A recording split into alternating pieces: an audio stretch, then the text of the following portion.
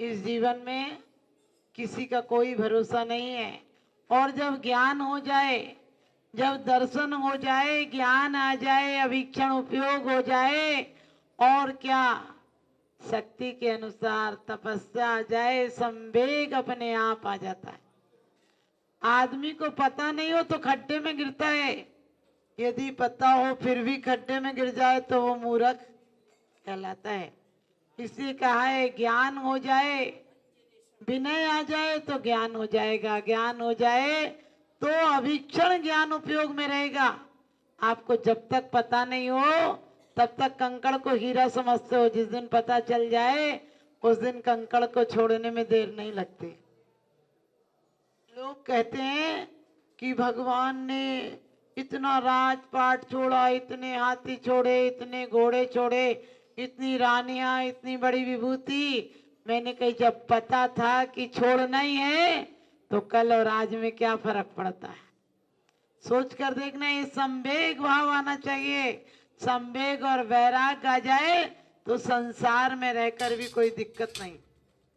संसार वैसा है कि नाव पानी में रहे तो कोई खतरा नहीं, और नाव में पानी आ जाए तो खुद डूबेगी और लोगों को डुबा देगी। कह भव समुद्र अपार तारण के निमित्त सुविधि ठई, अति दृढ़ परम पावन यथारथ भक्ति वर्णों का सही। भक्ति किसकी बन सकती है, शक्ति किसकी प्रकट हो सकती है? आपको पता है अभी आपसे खटिया से नहीं उठा जाता है, और अचानक घर में आग लग जाए फिर कोई उठाने वाला चाहिए? वो अपने आप शक्ति प्रकट हो जाएगी। इसी प्रकार से जब ये पता चल जाए कि कुछ दिन की, 4 दिन की चमक चांदनी फिर अंधियारी रात, नदी नाव संयोगों से आके मिले, जैसे पेड़ों पे पंछी बसेरा करें, और भोरे भय सभी उड़ेगी गए, साथ चलने का कोई जिक्र ही नहीं। आप समझ गए, साथ चलने का कोई जिक्र ही नहीं। आने के समय बहुत लोग साथ हो जाते हैं, जाते समय अपने आप अकेले जाना पड़ता है। घर वाली द्वारे तक जावे, बेटा गनी लगावे, रोने वाले रोते जावे, जाने वाला जावे। नर चाहे तो नर काया से, नर भव सफल बनावे, ना चाहे तो पाप कमा कर दुर्गतियों में जावे। क्या है? संभावना है। माचिस की तिल्लियां एक सी थी, किसी ने घर जलाए, किसी ने आरती के दीप जलाए। वास्तव में संवेग भावना क्या है? संसार के स्वरूप का पता चल जाए, फिर क्या धन पर, क्या रूप पर, क्या ज्ञान पर अभिमान रहेगा? नहीं रहेगा। लगेगा ज्ञान क्या है, जिसे हम कहते हैं हमारा ज्ञान ऐसा है कि कोई टक्कर नहीं ले सकता है। एक ठोकर लग जाए ज्ञान कहाँ जाएगा पता नहीं चलेगा। अरे बच्चे से बदतर हो जाएगा, क्योंकि बच्चे बच्चे होते हैं। हमारे मुनिराजों के लिए क्या कहा है? बालक समान निर्विकार ठाड़े। बालक के समान कहा है, बालक नहीं कहा है। लोग बूढ़े हो जाते हैं, बचकाना नहीं जाता, बचकाना नहीं जाता। हम ध्यान रखना, बालक अभी इस समय मौजूदी हालत में भी निर्विकार होता है। बालक 4-5 साल तक उसे कुछ ज्यादा ज्ञान नहीं होता है, लेकिन एक कलयुग के बच्चे तो पैदा होते ही पेट में ही सब सीख के आते हैं। मोबाइल, भैया कह रहे मोबाइल, हमने कहा ये मोबाइलों की औलादें हैं। वास्तव में आप लोग ध्यान रखना कि ये मोबाइलों की औलादें हैं। हमारे यहाँ अर्जुन ने चक्रव्यूह में घुसने की कला सिखाई थी, तब सुभद्रा जाग रही थी। निकलने की कला सिखा रहे थे, तब नींद लग गई थी। एक जरा सी नींद के कारण कितना बड़ा दुर्भाग्य घट गया। अभिमन्यु जैसी योद्धा की मौत हो गई। हमारी उन माताओं का क्या होगा जो जिंदगी में कभी जागी नहीं। सच पूछो, हम बच्चे को कहते हैं इंजीनियर बनाएंगे, डॉक्टर बनाएंगे, अफसर बनाएंगे, व्यापारी बनाएंगे। एक बार एक तलाक का केस आया कोर्ट में, तो जज ने पूछा किस बात पे तलाक लेना। कहने लगे हम दोनों की नहीं पट रही। हम कह रहे बेटा को डॉक्टर बनाएंगे क्योंकि मैं बीमार रहती हूँ। ये कह रहे कि बेटा को क्या बनाएंगे, सीए बनाएंगे। बहुत सारे काम दूसरों से कराना पड़ते हैं। जज ने कहा बेटा तो दिखाओ, मैं देख के बता दूंगा कि डॉक्टर बनेगा कि सीए। बोले अभी तो आता ही पता नहीं। समझ गए? हम लोगों की हालत भी वैसे ही है। ये मकान मेरा, ये दुकान मेरी, ये पत्नी मेरी, ये बच्चे मेरे, ये चीज मेरी, ये पहचान मेरी। और एक दिन होगा, कहते शमशान तेरा भी हिसाब बड़ा नेक है, शमशान तेरा भी हिसाब बड़ा नेक है। और तेरे यहाँ सम्राट हो या फकीर हो, सबके लिए बिस्तर एक है। शमशान अपने आप में कहती समान हो जाती, जहां जाके साने वो शमशान है। आप विचार करके देखना।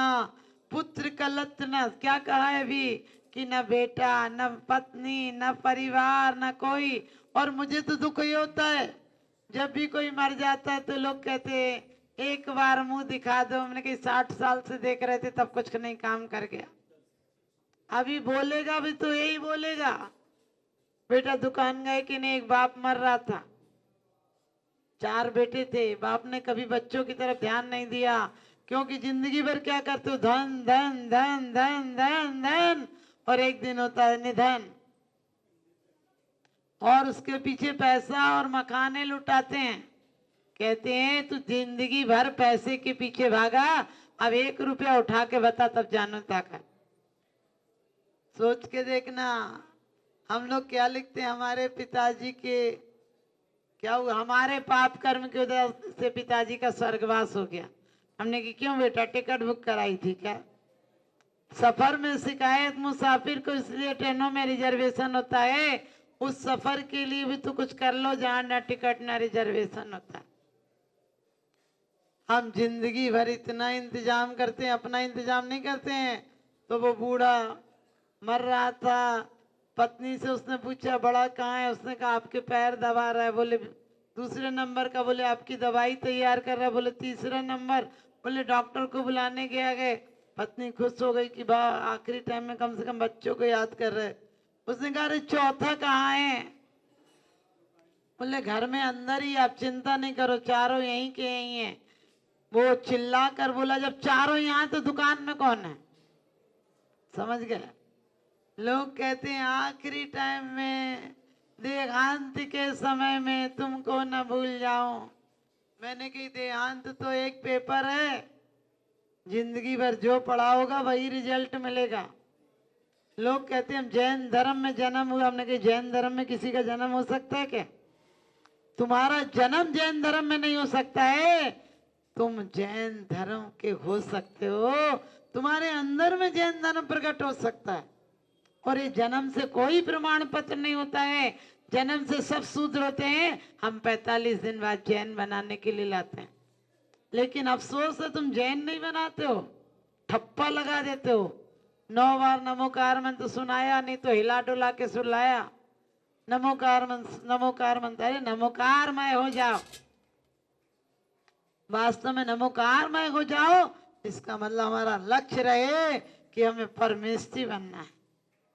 मानसी प्रकृति मभ्यतीतिवान देवता स्वपिच देवता यथा नाति परमासी देवता। क्या कहा है कि मनुष्य की प्रकृति से आप ऊपर उठ गए, देवताओं की प्रवृत्ति से भी ऊपर हो गए हैं, फिर क्या आप परम देवता हो? हमारी वो हालत है कि भूखे भिखारी को ले जाओ, उसे सोनार की दुकानें दिखाई नहीं देंगे, उसे तो रेस्टोरेंट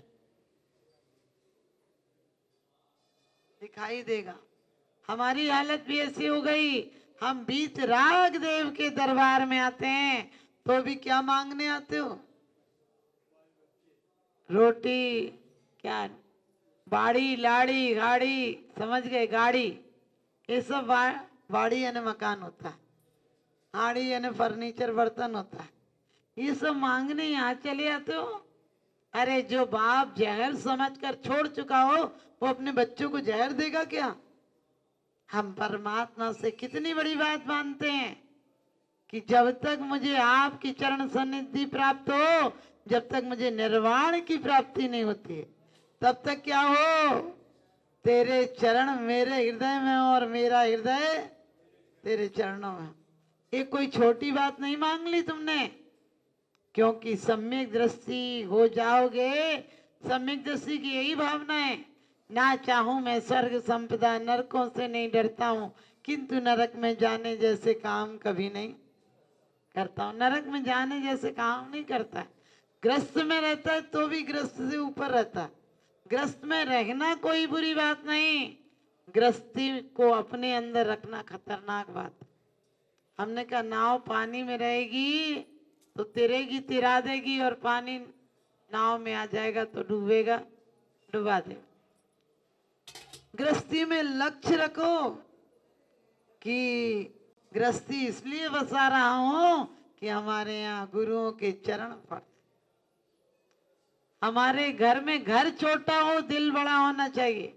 लोग इतना हवा बना देते हैं, साधुओं को बुलाना, पलंग निकालो, सोफा निकालो, ये निकाल। अरे घर छोटे कहाँ निकालोगे? उन्हें किसी चीज से ढांक दो, लेकिन विवेक जरूर रखो, हमारे द्वारा अशुद्धि नहीं हो जाए बस। बाकी घर छोटा हो, दिल बड़ा हो। और आज हमने आडंबर कम करना है। अरे एक लिस्ट बन जाती है 100-150 चीजों की, इतनी चीजें तो चाहिए।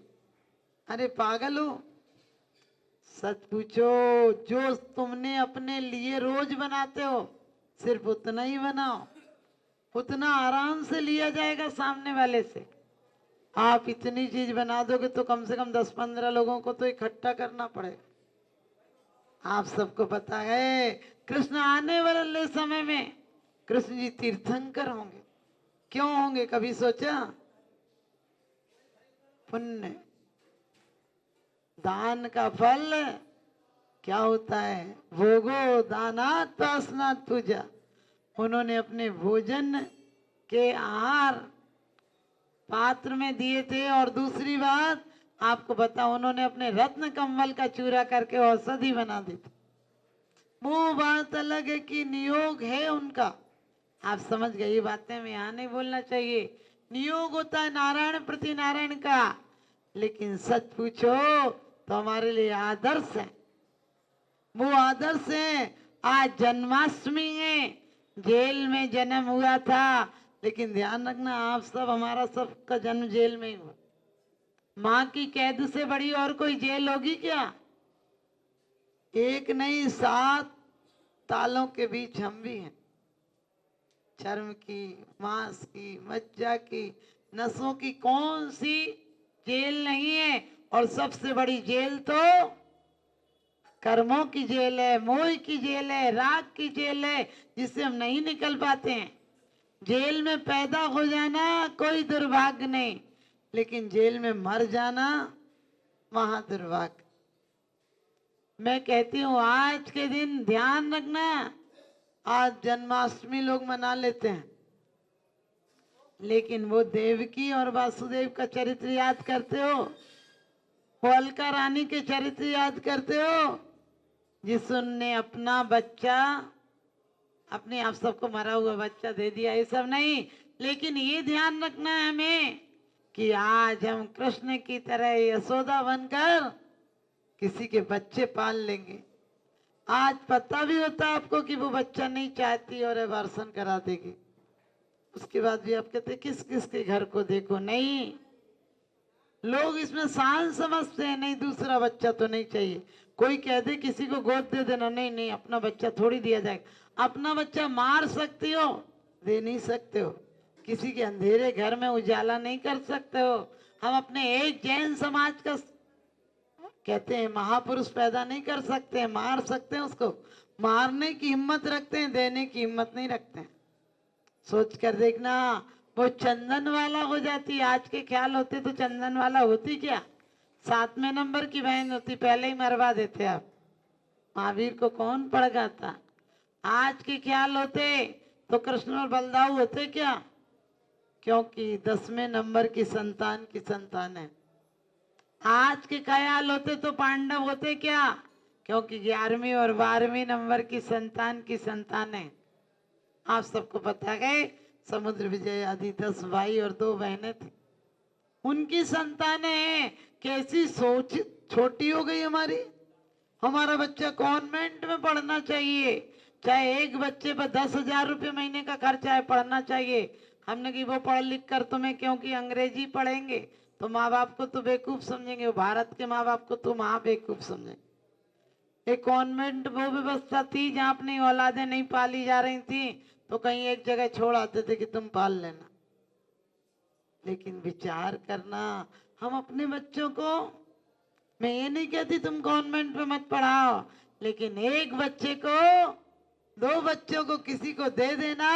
हमारी जैन धर्म की शान बढ़ना चाहिए। वोट बैंक नहीं रहेगी तो पूछेगा कौन। अगर हम उठ नहीं सकते तो उठ जाएं जमाने से, अगर हम उठ नहीं सकते तो उठ जाएं जमाने से, बचेंगे पूर्व लोगों पर बुरा धब्बा लगाने से। अगर अब भी नहीं चाहते तो मिट जाएंगे दुनिया से, हमारी दास्ता भी ना होगी दास्तान। उठो बंधुओं अब तुम जागो, जैन धर्म अपनाना है और वाद विवाद में नहीं उलझना, सत्य धर्म अपनाना है। आप ध्यान रखना, यहाँ सुनने वाले भी वही बूढ़े लोग बैठे रहते। लोगों को से कहो मंदिर आया करो नई बहू बेटियों से, तो तुरंत लोग कहते हैं अभी तो खेलने खाने के दिन है। हमने की 30-32 की तो पहले ही आधी बूढ़ी आती है, उसके बाद क्या ठोकर खा खा के गिरने लगेगी तब मंदिर आने के दिन होंगे। जब भिंडी हरी मिर्च नजर आने लगेगी, संतरा नींबू नजर आने लगेगा, ढंग से किसी की आवाज सुनाई नहीं देगी, तब क्या परमात्मा की आवाज सुनाई देगी? या परमात्मा इन बहरे गूंगे सबको लेकर जाएगा? जब भी कोई मर जाता है बोले आज भगवान के प्यारे हो गए। हमने कि जिसे जिंदगी भर भगवान प्यारा नहीं हुआ, अब मरकर उसे भगवान प्यारा कैसे हो जाएगा? बोले आज वो भगवान देवलोक चले गए। हमने कि भगवान की पसंद इतनी खराब है कि जिसे सब लोग रिजेक्ट कर देते हैं वो सिलेक्ट करेगा क्या? अरे अजीब आदमी हो, जो दुनिया ही पसंद नहीं करती सड़ी गली चीज को, वो क्या पसंद करेगा? ध्यान रखना, हमने जीवन को नई खूबी, नए रंगत, नए अरमान पैदा कर, इस खाक के पुतले में भगवान पैदा कर। दुनिया में रहो लेकिन सोचो, शरीर से बूढ़ा होना कोई बुरी बात नहीं। शरीर से बूढ़ा होना तो एक सौभाग्य की बात है, क्योंकि ज्ञान जगता है, अनुभव जगता है, वैराग्य जगता है, संवेग जगता है, भय लगता है संसार से। क्योंकि जिस घर के मालिक थे उस घर के चौकीदार हो जाते हो। जिस घर में आते थे तो 4 लोग पानी लाते थे, अब 4 बार पानी मांगो तो 1 बार कर्कश आवाज आती, पानी तो आता ही नहीं। चुप भी रहा कर, बकबक करते तो बोलते ही रहते हो। जो पत्नी शुरू में कहती थी तुम बोलते हो तो फूल झड़ते हैं, हमने कि पेड़ पौधा दिख रहा है क्या फूल झड़ रहा है? जो पत्नी बोलती थी बोले तुम बोलते तो मोती झड़ते, हम कहीं इनकम टैक्स वाला जब्त कर लेगा। जो बोलते थे शुरू में बोले तुम्हें देखती रहूं नजर नहीं हटती, वही कहेगी फूटू ही आंखों नहीं सुहाते हो। जो शुरू में कहती वो तुम यूं बोलते रहो दिल को करार आता है, वही कहेगी चुप रहा करो, दिल को कटारी सी लग जाती है, 2 रोटी मिलती है चुपचाप खाए नहीं जाती। ये संवेग और वैराग होना चाहिए। जो हाँ लोग कहते हैं जुल्फों में बसा लेंगे, हमने कही जूली है क्या जो जुल्फों में बसा लेंगे? अब तो जूली तक नहीं बसती जुल्फों में। सोच कर देखना, पलकों में बिठा लेंगे, हमने की आंख फोड़ना है कि पलकों में बिठा लेंगे? उस बेचारे को घर में ही रहने दे तो ही शांति है, नहीं तो कहीं ड्रम में कहीं धक्का दे के पता नहीं अब क्या क्या चीजें चल गई। अब तो बात ही अलग है। ध्यान रखना, हमारे यहाँ क्यों कहा है संवेग? अरे संवेग आ जाएगा तो दुनिया में रहता हूँ, तलबदार नहीं हूँ, बाजार से गुजरा हूँ, खरीदार नहीं हूँ। कोई न जाने इस जीवन में कैसी घड़ी आ जावे और राज तिलक की मंगल वेला राम सिया बन जावे। जग की प्यास बुझाने वाला प्यासा ही मर जावे। कृष्ण के बारे में आप जानते हैं, भाई जरद कुंवर के हाथ मौत गिरधर के, जग की प्यास बुझाने वाला प्यासा ही मर जावे। ये मत सोचना इतने महापुरुष जिनके यहाँ वैभव का कोई पार नहीं था, शक्ति का कोई पार नहीं था, महाभारत जैसे युद्ध में विजय दिलाने वाले एकमात्र कृष्ण थे। आप भी उस बात को याद रखना। जब युद्ध टाले से नहीं टला, बहुत बार संधि की बात गई, लेकिन कौरव माने नहीं। तब युद्ध तय हो गया, सभी लोग कृष्ण से सहायता के लिए आए। अर्जुन पहले आ गया था, लेकिन नम्रीभूत व्यक्ति चरणों में होता है और अहंकारी व्यक्ति खोपड़ी पे खड़ा रहता है। आपको पता है, लक्ष्मण भी जब रावण के पास गए थे तो कहने लगा, रावण ने कुछ बोला ही नहीं। राम ने बोला, तुम कहाँ खड़े थे? बोले, उसके मुंह के पास। बोले, तुम मुंह के पास नहीं, उसके सिर पे खड़े थे। कहाँ से देता ज्ञान? पैर में जाके खड़े हो जाओ, ज्ञान देगा। तो ऐसे ही अर्जुन तो पैर के पास खड़े थे और दुर्योधन तो सर पर खड़ा हो गया। जैसे नींद खुलेगी तो किस पे नजर जाएगी? सामने चरणों वाले पे नजर जाएगी। उन्होंने कहा, सखा तुम कब आए? वो कहने लगा, सखाओ का नहीं, मैं पहले आया हूँ। दुर्योधन कहने लगा, डर लगा रहता है अहंकारी को, अभिमानी को, दुराभिमानी को लगता कोई कुछ मांग ना ले, मैं ही मांग लूं। वो कहने लगा, ये बाद में आया, मैं पहले आया, पहले मुझे बताओ, मेरे से बात करो, इसको निकालो बाहर। अर्जुन निकल गए बाहर। कृष्ण ने इशारा किया। वो कहने लगा, युद्ध निश्चित है, कुछ सहायता करो। कृष्ण कहने लगे, युद्ध तो मैं करूंगा नहीं, एक तरफ अस्त्र शस्त्र है, एक तरफ मैं अकेला हूं। और आप जानते, दुर्योधन खोटे धन पे ही नजर रहेगी। दुर्योधन, आप सबको दुर्योधन नहीं बनना है, आप सबको दुर्योधन नहीं बनना है, धर्मराज बनना है। और कहते हैं कि अर्जुन बनना है जिसकी नजर मात्र आंख पर थी। हमारी नजर भी केवल ज्ञान पर हो। हमें कोई ज्ञान, कोई दौलत नहीं चाहिए। हम भगवान से कहते हैं, यदि तुम मुझसे नाराज हो तो चारों गति से धक्के मार कर बाहर निकाल दो। यदि खुश हो तो अपनी बेटी दे दो, यानी मुक्ति सुंदरी दे दो। लेकिन मांगते दोनों में ये, आप सबको चतुर्गति से धक्के दे के बाहर निकाल दो, यानी पंचम गति में पहुंचा दो। तो उसने कहा, हमें आपकी पूरी सेना चाहिए, 10 अक्षौणी सेना, करोड़ों सैनिक होते हैं एक एक में। उन्होंने कहा, तथास्तु। अब जैसे ही वो निकला, उसको तो आदमी, आपको पता है, राम राम जपना, पराया माल अपना अपना काम बनता और भाड़ में जाए जनता। उसने मांगा और तुरंत निकल गया। अर्जुन आए तो कृष्ण का मुंह उदास था। कहने लगे, क्या हुआ भैया, आप क्यों उदास हैं? कहने लगे, अब तुम्हारे लिए कुछ बचा ही नहीं। उनने कहा, जो वो मांग सकता था वो मुझे मांगना ही नहीं। वो कहने लगे, आप क्या करोगे? मैं अकेला निहत्था क्या करूंगा तुम्हारी सहायता? सारी अक्षौणी सेना तो वो ले गया। उसने कहा, तुम सेना को जाने दो, तुम मत करना मेरा कुछ, सिर्फ मेरे रथ के सारथी बन जाना। आप समझ गए, सारथी अच्छा हो तो रथ मंजिल पर पहुंच जाता है। हमारा सारथी भी गुरु होना चाहिए। कहते हैं, प्रभु आप तो मौन रहते हो, आपसे वास्ता क्या है? गुरु आप ही बता दो कि रास्ता क्या है। गुरु आप ही बता दो कि रास्ता क्या है।